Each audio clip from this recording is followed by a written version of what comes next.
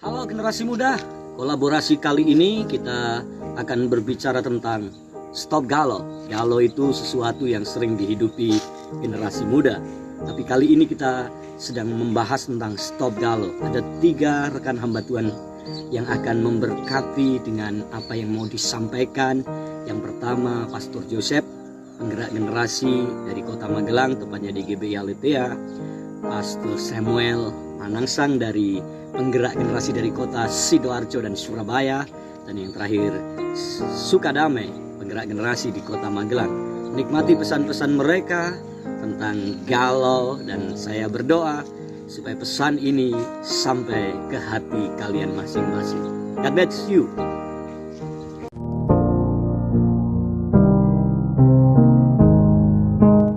Halo guys, kenalin aku Yosef, aku dari Solo, tapi 1 tahun ini aku jadi staf pastoral di GBI Aletea Magelang. Dan kebetulan aku adalah salah satu mahasiswa dari Pastor Cornelius Sabat di SCT Harvest Semarang. Dan Pastor aku keren, kamu adalah mentorku paling keren gitu. Nah, kali ini aku mau bahas dikit nih tentang generasi, dan kebetulan memang aku di Solo juga concern dengan generasi, di sini pun aku juga concern dengan generasi. Nah, generasi kita ini terkenal dengan generasi galau. Galau apa aja ya? Ayo, bisa galau karena cinta, galau karena mikirin masa depan, galau karena gitu ya, galau-galau yang lain lah. Banyak galau-galau yang lain. Nah, setelah berdasarkan penelitian pribadi gitu ya, berdasarkan pengalaman pribadi, kenapa sih generasi ini galau? Nah, firman Tuhan ternyata pernah bilang loh, bahwa tidak baik kalau manusia seorang diri saja. Nah, memang ini firman ini buat Adam sih waktu itu, tapi ternyata ini benar loh. Jadi ketika kita fokus dengan diri kita sendiri, Tuhan katain nggak baik. Kenapa? Kamu nggak bakal bahagia, men, kalau kamu itu hidup mikirin diri sendiri. Nah, oleh sebab itu, cobalah stop cuek. Nah, kita harus stop cuek dengan siapa aja nih?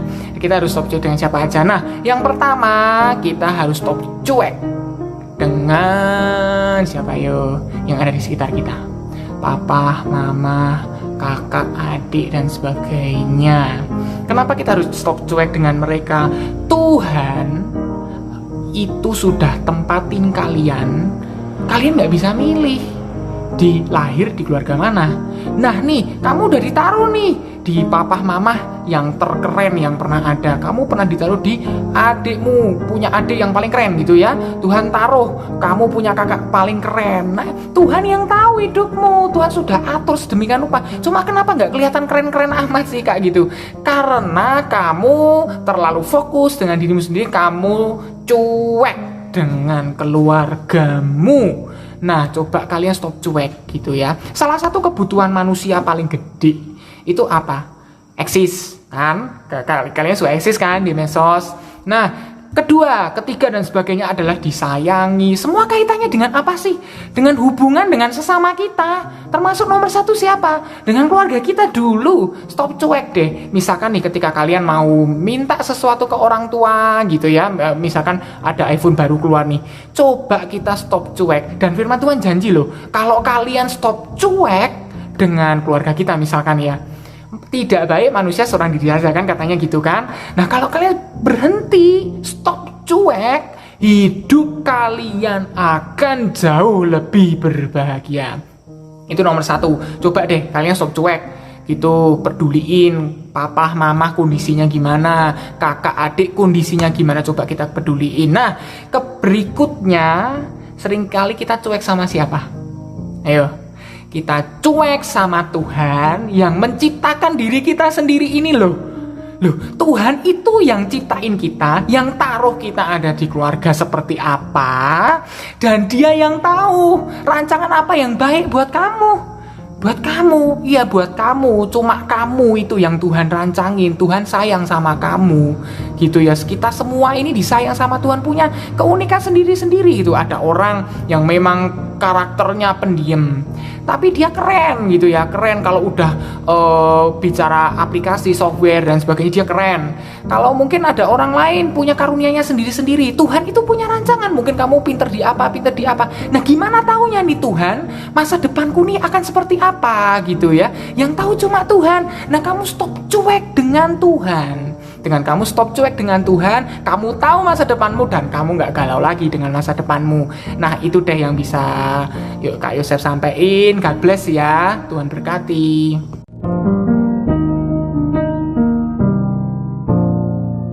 Para muda dimanapun kau berada, saat ini salam generasi dari saya, Yance Samuel Manangsang.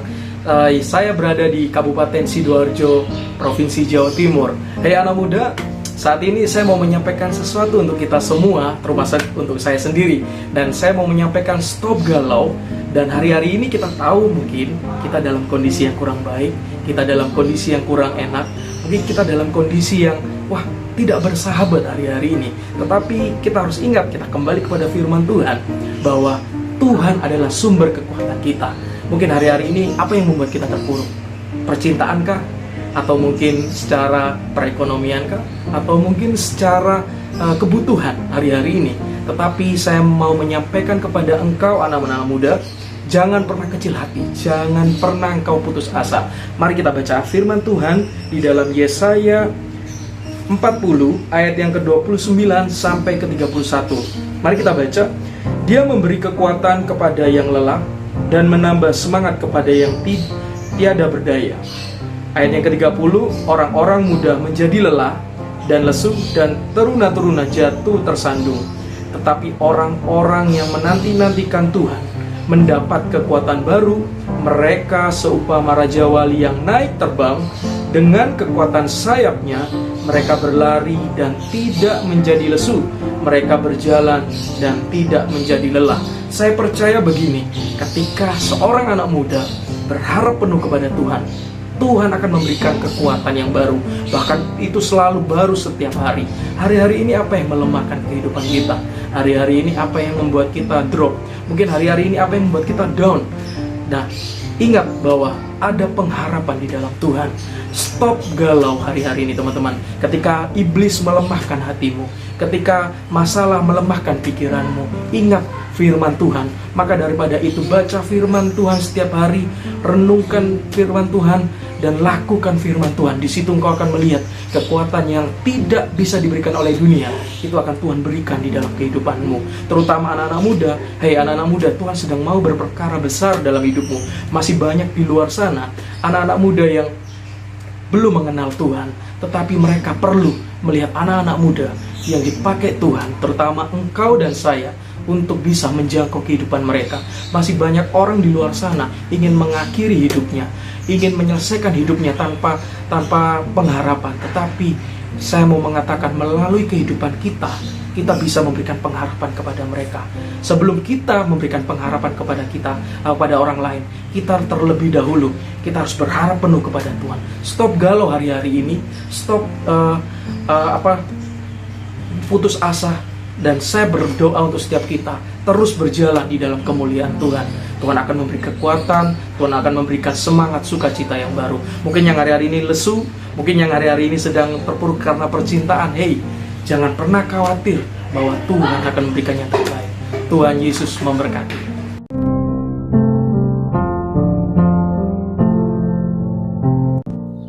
Shalom teman-teman yang luar biasa, apa kabar?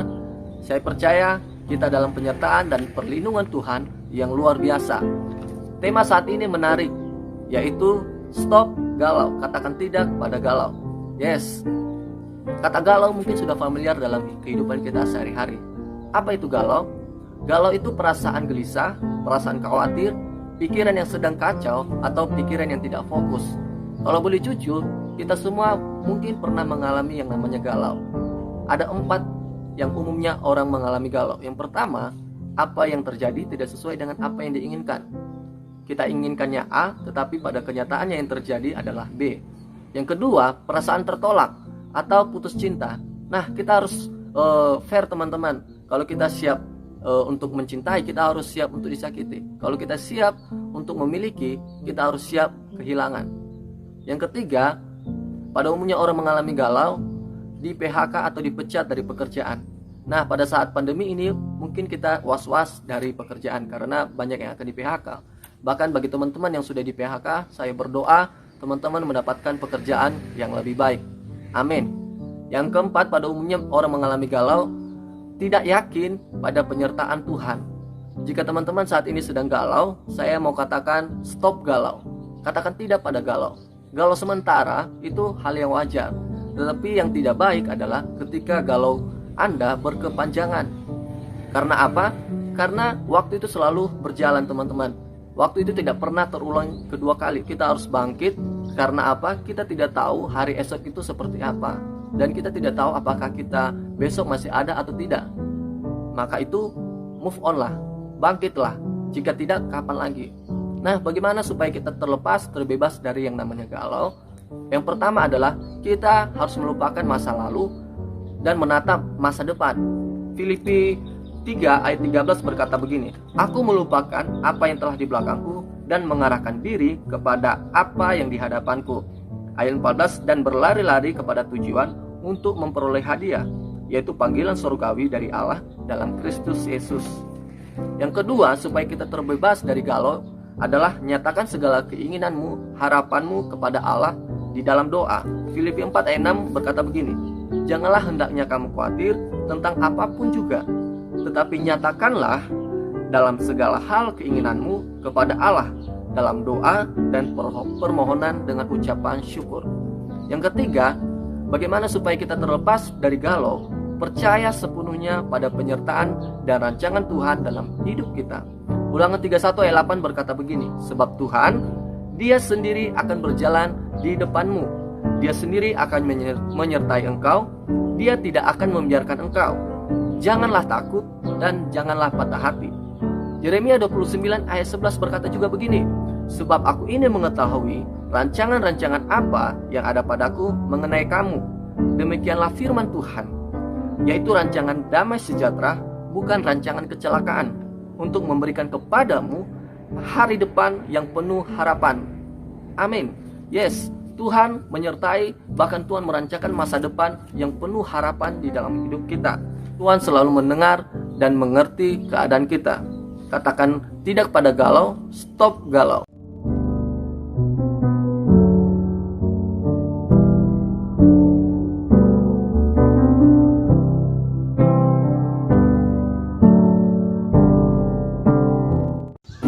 Setelah mendengar pesan dari 3 sahabat saya tadi atau 3 rekan kerja saya tadi di Penggerak Generasi, mari ini waktunya kalian stop galau.